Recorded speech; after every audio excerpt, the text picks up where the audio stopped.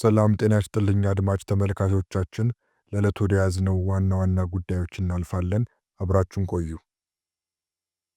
በደቡብ ወሎ ዞን ሐይቅና ውጫሌ ከተሞች አቅራቢያ የተጠለሉ ተፈናቃዮች ለከፍተኛ የምግብ እጥረት ተጋልጠናል አሉ። ተፈናቃዮቹ እንዳሉት እስከ 7 ወራት ልዩነት ይቀርብ የነበረው አነስተኛ መጠን ያለው ምግብ አሁን እስከ መቋረጥ ደርሷል። በሂደት ቆይቶም ቢሆን የሚቀርበው ምግብ የተበላሸ መሆኑ ወደ ከተማ በመውሰድ ለእንስሳት መኖነት ለመሸጥ እስከ መገደድ እንዳደረሳቸውም ተናግረዋል። የውጫሌ ወረዳ የምግብ ዋስትና ባልደረባ የተፈናቃዮቹን አቤቱታ አረጋግጠው ከ5 ወራት በኋላ አሁን መጠነኛ ድጋፍ ማድረግ መጀመራቸውን ተናግረዋል። ከምስራቅ ወለጋ ተፈናቅለው ሐይቅ አካባቢ ከሰፈሩ ጥቂት ዓመታት የተቆጠሩ ስማቸው እንዳይጠቀስ የፈለጉ ተፈናቃይ ለወራት እየዘገየ ይመጣ የነበረው የምግብ እርዳታ በመቋረጡ ለከፋ ችግር መዳረጋቸውን ለዶይቼ ቬለ ተናግረዋል። እረ ምን አለን ብለህ ነው? በጣም ችግረኛ ነን። ምንም ነገር የለንም። የሚሰጠንም በቆሎ ነበር በ4 ወር በ3 ወር፣ ያንንም ደግሞ የበሰበሰ የነቀዘ 2001 ወይም 2002 ዓ.ም የተመረተ ነው በቆሎ። በዚያ ላይ ምንም ነገር የለንም። መሬት ላይ ነው የምንተኘው። በጣም ችግር ላይ ወድቀናል ብለዋል። እዚያው ሐይቅ እንደሚኖሩ የነገሩን ሌላ ተፈናቃይ በአስከፊ ሁኔታ ውስጥ መኖራቸውን ቢያረጋግጡም እርዳታ ይመጣልናል የሚል ተስፋ ግን እንደሰነቁ ነው ይላል የዶይቼ ቬለ ዘገባ። ምን እናደርጋለን? ችግር በችግር ሆነናል። እኛ እንኳ መቼም ችግሩ ይፈታልና፣ መቼም ይህ ሁሉ ጉልበተኛ ሰርቶ ይበላል የሚል ተስፋ ነበርን።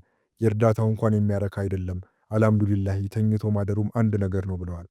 ከኦሮሚያ ከትግራይና ከአፋር ክልሎች በተለያዩ አጋጣሚዎች በተቀሰቀሱ ግጭቶች ከቤት ንብረታቸው የተፈናቀሉ በሺዎች የሚቆጠሩ ተፈናቃዮች በደቡብ ወሎ ዞን በተለያዩ የመጠለያ ጣቢያዎች ተጠልለው እንደሚገኙ ዶይቼ ቬለ ሲዘግብ ቆይቷል።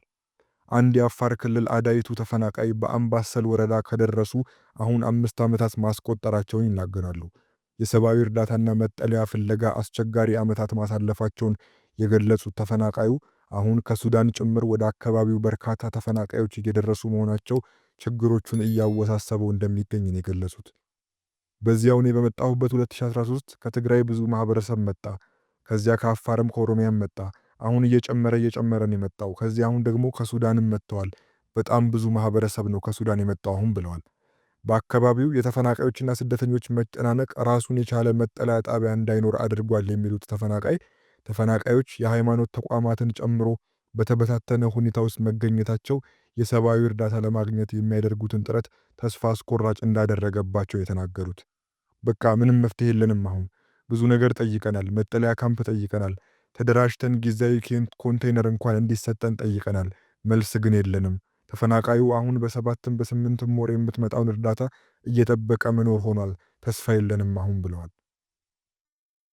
የውጫሌ ወረዳ የምግብ ዋስትና ጽሕፈት ቤት አንድ ባልደረባ ለተፈናቃዮች የቀረበውን አቤቱታ አረጋግጠው እርዳታው ከደረሳቸው አሁን በ5ኛው ወር ለማድረስ ጥረት እያደረጉ መሆናቸውን ገልጸዋል። ለችግሩ መንግስት ትኩረት አለመስጠቱ ነገሮች እንዲወሳሰቡ ማድረጋቸውን የሚናገሩት ባልደረባው ከተፈናቃዮች የተበላሸ ምግብ እየቀረበ ነው ለሚለው ወቀሳም ማረጋገጫ ሰጥተዋል።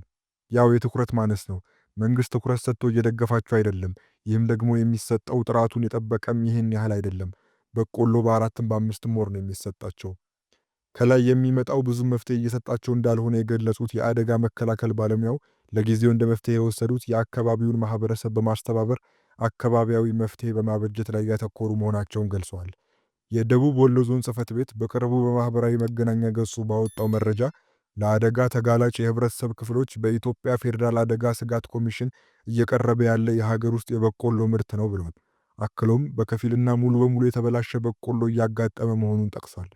የዞኑ አደጋ መከላከልና ምግብ ዋስትና በተጨማሪም ለብልሽት የተጋለጠ የበቆሎና ሌሎች ድጋፎች መቅረብ እንደሌለባቸውና ከቀረቡም ለተጠቃሚዎች እንዳይሰራጭ ለወረዳዎችና ለአመልድ ሰራተኞች መረጃ እያደረሰ እንደሚገኝ አስታውቆ ነበር።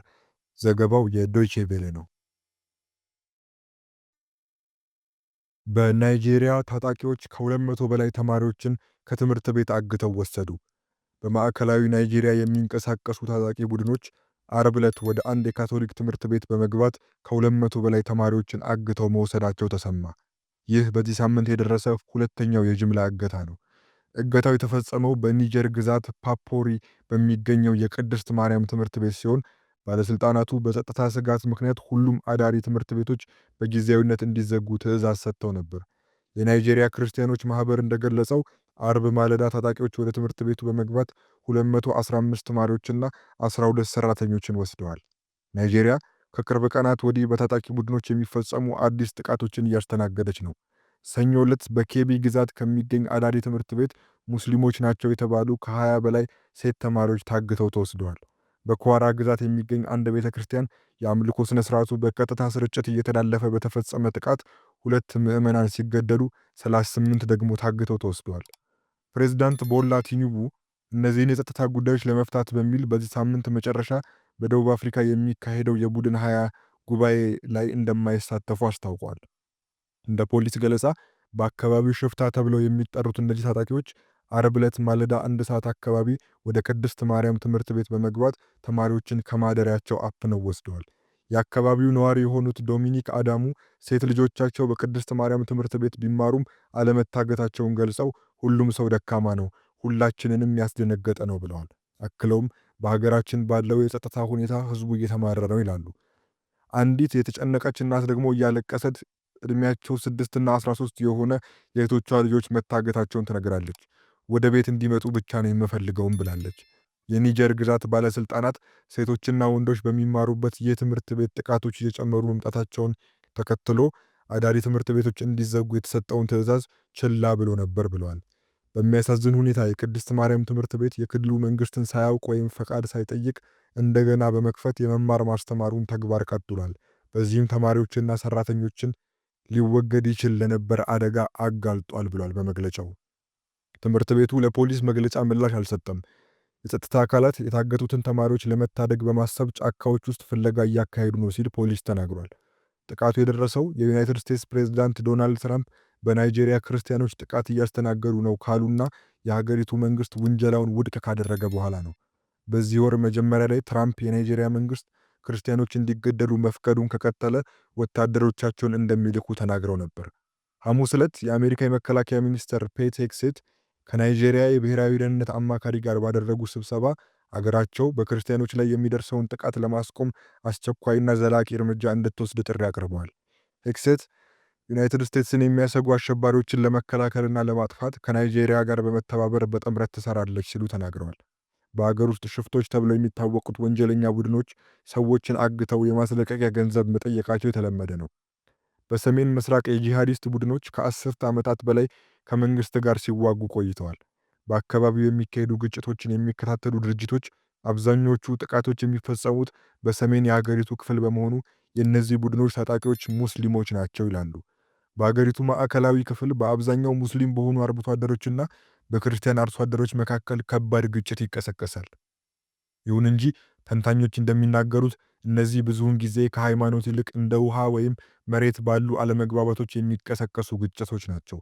የአገር ውስጥ መገናኛ ብዙሃን ታጣቂዎች በኳራ ግዛት ከሚገኝ ቤተክርስቲያን ለታገቱት ሰዎች የማስለቀቂያ ገንዘብ ጠይቀዋል። ለወንጀለኛ ቡድኖች የሚሰጥ ገንዘብን ለመቀነስ በሚል ለማስለቀቂያ የሚከፈል ገንዘብ በሕግ የተከለከለ ነው።